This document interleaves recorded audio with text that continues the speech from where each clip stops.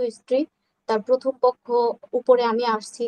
That's why আমিও এটাই deserve করি। আমি যখন তাকে তার জন্য রাস্তায় নেমে খুঁজেছিলাম তাকে গলিতে গলিতে, সেটাও আমার আবেগ ছিল না। এখনো আমি যা করছি তা আমার একটা শব্দ আবেগের না। আমি প্রতিটা বিষয় বুঝে শুনে দৃঢ়ভাবে আমি সিদ্ধান্ত নিয়ে দেন আমি করেছি। আবু তোহা মোহাম্মদ আদনানের বিরুদ্ধে অভিযোগ এনেছেন যে তিনি কোনো একজন পরনারীর সাথে তার সম্পর্ক হচ্ছে। তিনি কসম দিয়ে বলেছেন এমন কোনো অভিযোগের সত্যতা নেই, এগুলি সবই মিথ্যে। একটু জানতে চাই আপনার কাছ থেকে আসলে কেন এমন ধরনের অভিযোগ আপনি সামনে আনলেন। আল্লাহ রাব্বুল আলামিন সূরা নিসার 148 নম্বর আয়াতে বলছেন যে লা ইউহিব্বুল্লাহুল জাহরা বিসসুই মিনাল কাওলি ইল্লা মান যুলিমা ওয়া কানা আল্লাহু সামিআন আলিমা। এই আয়াতের মধ্যে আল্লাহ রাব্বুল আলামিন বলছে যে নিশ্চয়ই মানে কোনো খারাপ কাজের প্রকাশ্যে প্রকাশ করা, এটা আল্লাহ রাব্বুল আলামিন কখনোই পছন্দ করেন না।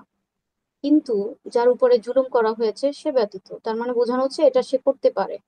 এই আয়াতের ব্যাখ্যায় আল্লামা মুফতি শফি রহিমাহুল্লাহ তার মারিফুল কুরআনে তিনি বলছেন একটা অংশে যে এ আয়াতে কারিমে অনেকগুলো ব্যাখ্যা আছে, তার মধ্যে একটা এটা বলছেন যে মাজলুম ব্যক্তি যদি অত্যাচারীর অন্যায় অত্যাচারের কাহিনীগুলো মানুষের কাছে প্রকাশ করে, তবে তা শেকায়েত এবং হারাম বা মানে হারাম গীবতের অন্তর্ভুক্ত হবে না।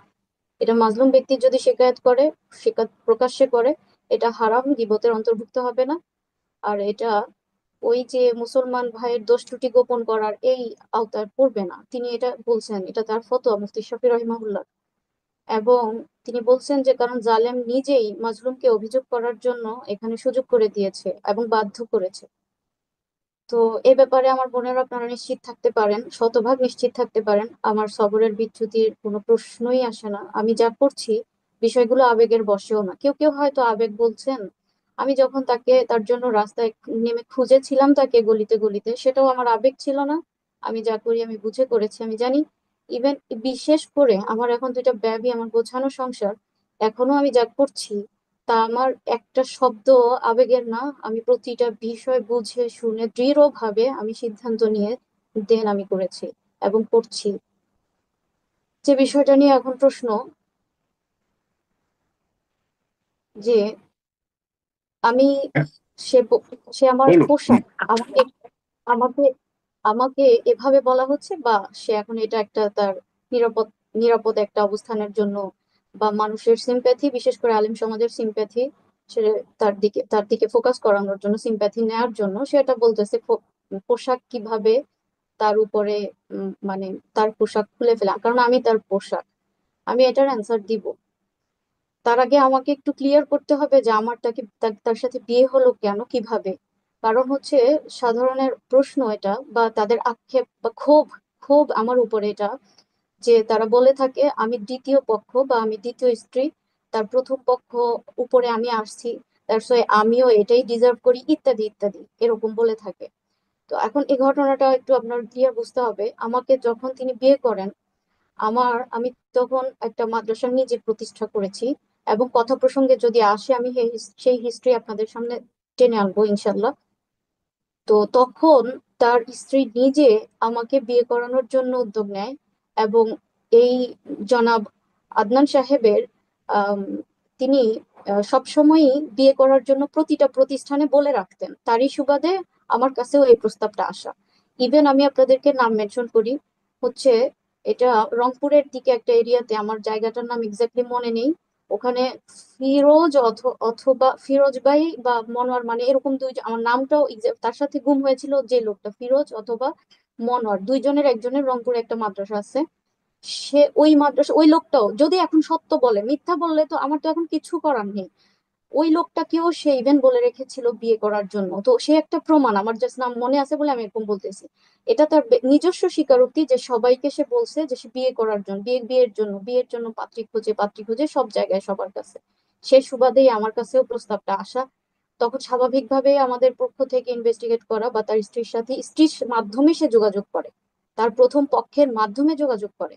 এবং তার প্রথম পক্ষের কিউরিসিটি দেখে আমার অভিভাবক, আমার স্টুডেন্টের অভিভাবকের মধ্যে একজন আমাকে বলেছিল যে ম্যাডাম, তারা তো জেনারেল ম্যাডাম বলে সম্বোধন করে, ম্যাডাম আমার মনে হয় এখানে মানে কোনো একটা অন্য বিষয় কাজ করতেছে। কোনো ওয়াইফ কি এভাবে এত এত কৌতূহলী থাকে হাজবেন্ডকে বিয়ে করানোর জন্য?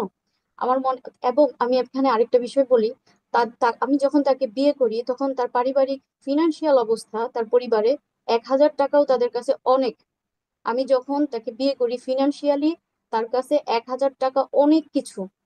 তখন আমার এই অভিভাবকটা আমাকে বলছে যে জানেন ম্যাডাম, আমার কাছে তিনি একটা ঘটনাও আমাকে বলছে।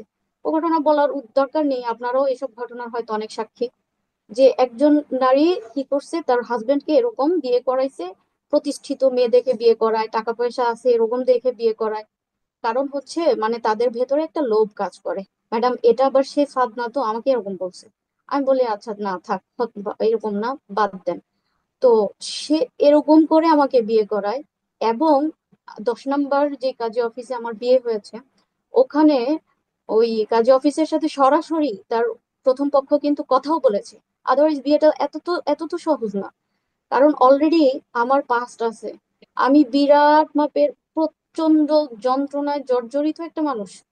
আমি তো মানে এই বিষয়গুলো এত আপনি ক্যাজুয়ালি যেহেতু নই। এটা তুললেনই, একটু তুললেনই সাবিকুন নাহার, একটু জেনে নেই আপনার আপনার পাস্ট আছে আপনি বলেছেন। এই ফাঁকে যদি ভুলে না যাই, এর আগে একটু জিজ্ঞাসা করুন, আপনার পাস্ট আছে বলতে কি আপনিও কি অন্য একটা সংসার থেকে এসেছেন? আপনারও কি না, সংসার তার ছিল? কাছে তো আমি অন্য একটা সংসার থেকে আসিনি। আজ থেকে 8 থেকে 9 বছর আগের কথা এটা। যে আমাকে আমার মা অনেক ছোটবেলায় বিয়ে দেয়, তখন আমার 14 মানে 15 এরকম ওই কিছু, মানে বিয়ের 6 মাস পরে আমার 15 বছর হয় এরকম। এই যে আমার মা আমাকে বিয়ে দিয়েছিল একজন লোকের সাথে, যাকে আমি কোনোভাবে কখনোই মানতে পারি নাই যে সে আমার হাজবেন্ড। এবং সে হচ্ছে আওয়ামী লীগের একজন নেতা গোছের ফ্যামিলি থেকে বিলং করে তারা। আমি ওই পরিবারে গিয়ে দেখছি যে তারা শত শত মানুষ নিয়ে মানে মিছিল মিটিং এ বের হয়। তারা কখনো কারো বাড়িতে মারামারি করে ভাঙচুর করে, কখনো তাদের বাড়িতে মারামারি হয় ভাঙচুর হয়। আমি একেবারেই একদম ভেতরের মধ্যে মানে কনজারভেটিভের উপরে একটা ফ্যামিলির মেয়ে। আমার বাবা প্রায় 36টা মাদ্রাসার প্রতিষ্ঠাতা ছিলেন। এবং আমার বাবার হাত ধরে অনেক সাধারণ মানুষ দিনের মধ্যে দিন প্র্যাকটিস করেছে এখনো করছে। আমার পরিবারের আমার আমার ভাইয়েরা প্রত্যেকে আলেম হাফেজ মুফতি। আমার বোনেরা সবাই আলেমা, আমার মা আলেমা। শুধুমাত্র আমার ছোট ভাই জেনারেল পড়াশোনা করেছে।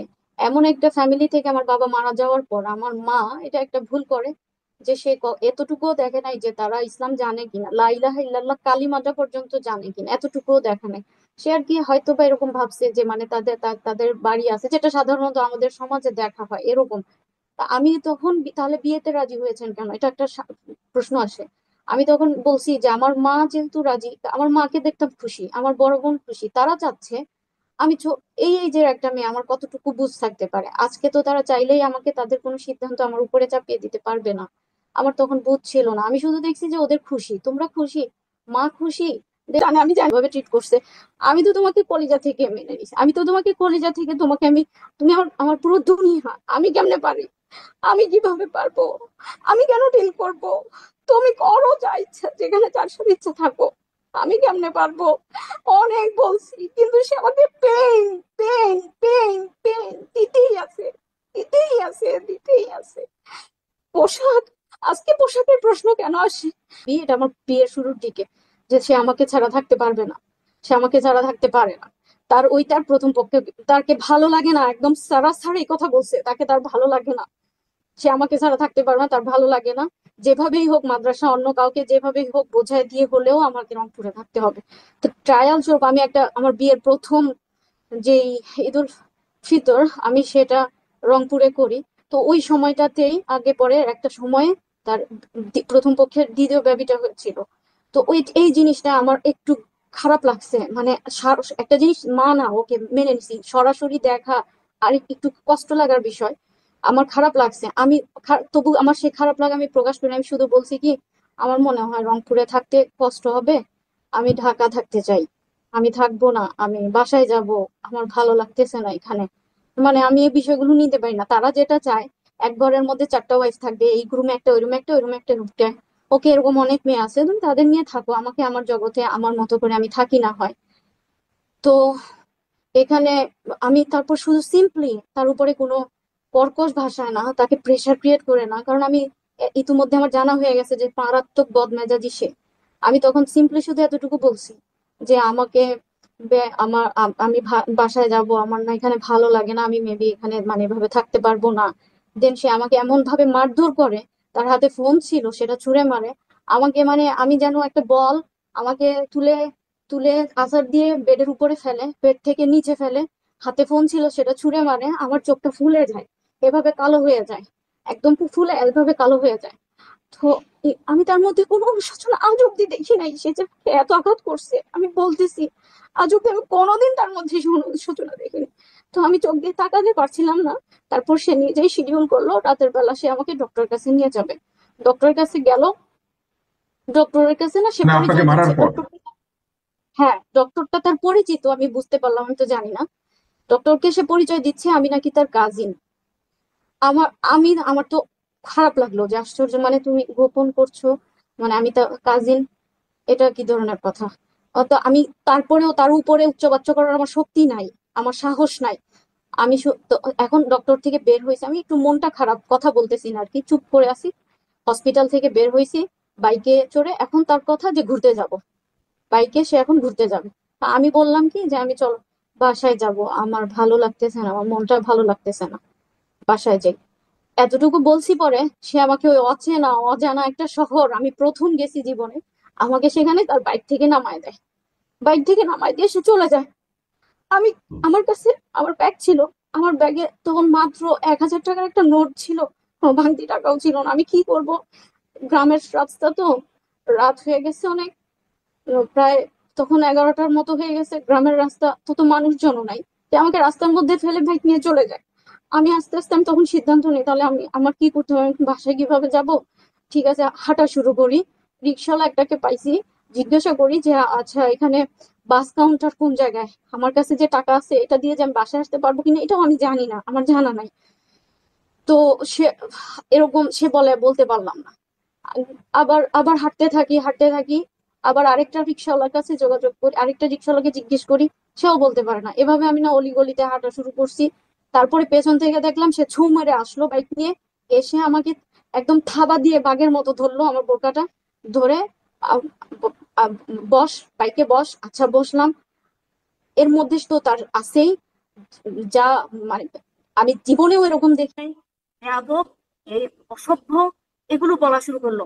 আমি তো ভয়ে আমি আমি শুধু বলতে আমাকে তো বাসায় যেতে দাও, আমাকে বাসায় যেতে দাও। মানে আমি ভয় পেয়ে গেছি, আমি তাকে ভয় পেয়ে গেছি এক কথায়। আর আমি, আমার তার সাথে আমার আর চলার কোনো ইচ্ছাও নাই। সে আমাকে তারপরে বাইক থেকে আবার হেঁচড়ে মানে আমাকে বোরখা ধরে উপর থেকে হেঁচড়ে বাসা পর্যন্ত নিল। তখন একটা 3 তলা বিল্ডিং এ উঠাইছিল আমাকে, যেখানে সে থাকতো। এই 3 তলা বিল্ডিং এ সে আমাকে হেঁচড়ে হেঁচড়ে হেঁচড়ে হেঁচড়ে উপরে উঠাচ্ছে। আমি বোরকা পরা, ভিতরে আমার ড্রেস আছে, তার মধ্যে আমার গায়ের জায়গায় জায়গায় জখম হয়ে গেছে, জায়গায় জায়গায় আমার ছিলে গেছে। তো আমার কোনো মাথা ব্যথা নেই, আমি সত্য। আমাকে নিয়ে যারা হাজার মানুষ মিথ্যা বলুক, আমার কিচ্ছু যায় আসে না, কারণ হুম। আমি জানি আমি সত্য। আমার সাথে আল্লাহ আছে। 1 কোটি মানুষ, লাখো কোটি মানুষ, পুরো পৃথিবী এক জায়গায় থাকলেও আমি তো দুর্বল ইমানের অধিকারী না, আলহামদুলিল্লাহ। আমার সাথে আমি সত্য, এটা আমি জানি, এবং সেজন্য আমি সন্তুষ্ট। আর যারা মিথ্যাবাদী তাদের সাথে পুরো পৃথিবীর সাপোর্ট থাকলেও তারা সন্তুষ্ট না, তারা ভেতর থেকে অস্থির ভঙ্গুর। তাদের সাথে আল্লাহ নেই, তারা পারবে না। তারা দুনিয়ার মামলায় জিতে যাবে কিন্তু আল্লাহর কাছে মামলায় জিততে পারবে না, কশ্চিন কালেও না। তো যাই হোক, এই জন্য আমি সন্তুষ্ট, আমি হ্যাপি, আমার ভেতরে কোনো কষ্ট নাই, আলহামদুলিল্লাহ আলহামদুলিল্লাহ, কোনো কষ্ট নাই। ইভেন আমি আপনাদের গালি, এই যে লাখ লাখ মানুষের গালি খেয়েও আমি সন্তুষ্ট, এই জন্য কারণ আমাকে যে পেইন দেওয়া হয়েছে ওই পেইনের তুলনায় এই গালিটা আমার কাছে কিছুই না। আমি সেই পেইন থেকে মুক্তি পেতে এই গালির পথটাকে আমি বেছে নিয়েছি। আমি কি জানি না যে আমি যদি কিছু বলি, তার তার যে জনপ্রিয়তা আছে কিংবা যে একটা সাড়া পড়বে, তখন আমার আমার সারা হিস্ট্রি নিয়ে মানুষ ঘাটা শুরু করবে, যেগুলোর সাথে আমার কোনো তাল্লুক যে- নেই। যদি আমার কাছে অর্থনৈতিক বিষয়টা বা টাকা পয়সা আগে কিংবা এখন ম্যাটার করতো, তাহলে হয়তো আজকে আপনারা এই বিষয়টা জানতেনও না। এটা হুম। যদি আমার কাছে ম্যাটার করে, তো হচ্ছে তাকে ছেড়ে দিয়েছে, তার সাথে রিলি যে বাবা খাওয়া পড়া দিয়ে আমি আমার মতো চলি। সে তাদের অবস্থানে তারাও তেমন, এমন অসংখ্য মেয়ে আছে বাংলাদেশে, অসংখ্য মেয়ে আছে, আমি তাদের মধ্যে না। আলহামদুলিল্লাহ, এটা আমার রুচি, আমি তাদের মধ্যে না। সে তাকে ছেড়ে দিয়েছে, আমি তাকে বিয়ে করেছি, কিন্তু আমি তো তাকে ছাড়ি নাই যে তুমি আরো 14টা বিয়ে করো। সে তাকে ছেড়ে দিয়েছে কিভাবে জানেন? সে তাকে এক কাপ চা বানিয়ে খাওয়ায় না, সে তার জন্য একটা ভাত রান্না করতো না। এখন হয়তো সব উল্টে যাবে, সব উল্টে যাবে, 2 বছর থেকে উল্টে গেছে। মানে আমি যখন বিয়ে করি তখনের সিচুয়েশন, সে তার থেকে এভাবে মানে মুক্তি পেতে চাইছে, মুক্তি পেতে চাইছে। তো আমি তো বরং, কিন্তু অন্যদিকে আমি তো তার জন্য সাজি, আমি তার জন্য আচ্ছা, সাজাই। আগের বউ আমার আপনাকে কেন ঘরে বিয়ে করতে, আপনাকে বিয়ে করাতে চেয়েছে আগের বউ, এর কারণ কি শুধুমাত্র অর্থনৈতিক? না, এটা আমি তো তাকে ছেড়ে দেইনি। আমি আমার ঘরের একটা বেডশিট থেকে শুরু করে ফ্লোর ম্যাট, আমার ঘরের একটা কাপ, একটা চামচ, এক এক- প্রতিটা জিনিস, একটা সুতা, আমি সবকিছু তার নামে করেছি, তার নামে করেছি, তার জন্য গুছিয়েছি, আমি তার জন্য সাজি, আমি তার জন্য সাজাই, আমি তার জন্য গোছাই। আমার এটা পুরো সংসার। আর সে আমার, আমি তাকে ছেড়ে দেই নাই। ইভেন আমার যখন আয়সা হয়, আমি এত অসুস্থ, আমি প্রচন্ড পেইনের মধ্য দিয়ে আমার আমার আয়সা হয়েছে। আমার 1 বছরে 2টা বেবি হয়েছে, যেটা আমার ফিজিক্যালি আমার নিতে অনেক কষ্ট হয়েছে। প্রবলেম গুলোর আমি রাইট নাম জানি না ওখানে, সেটা আমার মধ্যে কখনোই আজও পর্যন্ত হয় নাই, আজও হয় নাই। তো আমার প্রচন্ড রকম নেক পেইন ছিল, স্বাভাবিক, আপনারা জানেন। যেহেতু এটা সি সেকশনের বেবিটা হয়েছে, আমি খুব আস্তে আস্তে হাঁটি। কিন্তু আমি সেদিনও, এই দিন, এদিন আমি তার জন্য, আমি এদিন তার জন্য নিজে চা বানিয়েছি। আমি আমি হসপিটাল, আমার যেদিন বেবি হয়েছে পরের দিন সে আমাকে বলে কি, যান মশারি টানাও। মানে আমি উঠতে পারি না বেড থেকে। পরে বলে কি, ও সরি, মানে এত, মানে এটা কেন বললাম, মানে সে এত পরিমাণে অভ্যস্ত এবং আমার উপরে ডিপেন্ডেন্ট। মানে তার এক একটা একটা সুতার জন্য সে আমার উপরে ডিপেন্ডেন্ট। আমি যে আজকে বেডে পড়ে আছি, আমার অপারেশন হয়েছে মাত্র, সে তার এটাও ভুলে গেছে। সে আমার সাথে হসপিটালে বেডে আছে, মানে সে বলতেছে মশা কামড়ায়, যান মশাই টান। সে আমাকে কিন্তু অথচ 1 গ্লাস পানি খাওয়ায়নি। তখন আমি প্রচন্ড নেক পেনে 15 দিন সাফার করছি। এখানে আমার অনেক বোনেরা আছে, এগুলো জানেন, আমার ডক্টর হুম। বোনেরা জানেন যে আমি কি পরিমাণে সাফার করছি। তো আমি তো তাকে ছেড়ে দেইনি। আমার ভাষাটা আমি যেটা বোঝাতে যাচ্ছি, যে আমি তো তাকে আমার জান প্রাণ দিয়ে আমি তার জন্য সর্বোচ্চ করেছি। আমি তো তাকে বলি নাই যে তুমি আরেকটা বিয়ে করো বাবা, আমাকে টাকা পয়সা দাও, আমি খেয়ে পরে নেম ফেম নিয়ে থাকি, তুমি আরেকটা বিয়ে করো, সে তোমার সব সামলাবে। আমি তো তাকে ছেড়ে দেই নাই, আমি তাকে ছেড়ে দেই নাই। আমার জীবনে কিচ্ছু, আমার দুনিয়ার প্রতি কোনো মোহ নাই, আমার দুনিয়াই ছিল সে, আমার গোটা দুনিয়াই সে, আমার গোটা দুনিয়াই সে, আমার পৃথিবীই সে, আমার জীবনই ছিল সে। অন্যথায় আমার দুনিয়ার সাথে কোনো কানেকশনই ছিল না। আমি সম্পূর্ণ, একদমই দুনিয়ার সাথে আমার কোনো বিষয়ে কোনো কানেকশন ছিল না। আমার গোটা দুনিয়া সে, আমি তার জন্য সাজাইছি সব, আমি তাকে নিয়ে গড়েছি সব। আমি তাকে তার মোহাব্বতের সাহস, তাকে যে ভালোবাসি, এই ভালোবাসার সাহসে আমি 2টা বেবি দুনিয়াতে আনতে পারছি, আদারওয়াইজ আমার ফিজিক্যাল কন্ডিশন এটা ছিল না। আমি সে সাহস করছি আমার মোহাব্বত থেকে। আমি অনেক সাফার করছি। ইভেন আমার বেবি যখন, আমি প্রেগনেন্ট যখন, আমার এসজিপিটি লেভেল এত হাই হয়ে গেছিল যে আমি আয়রন দিয়ে বসে বসে আমার গায়ে ছ্যাঁকা দিয়েছি। কিন্তু ও, ওর, আমি একটা সামান্য কিছুর জন্য আমি ওর মার উপর ডিপেন্ডেন্ট হইতে দেই নাই। আর ওর প্রথম বউকে, ওয়াইফের উপরে তো ডিপেন্ডেন্সি নাই, মানে সে ছেড়েই দিছে সব, সে করে না, এক কথায় সে করে না, করতো না তখন।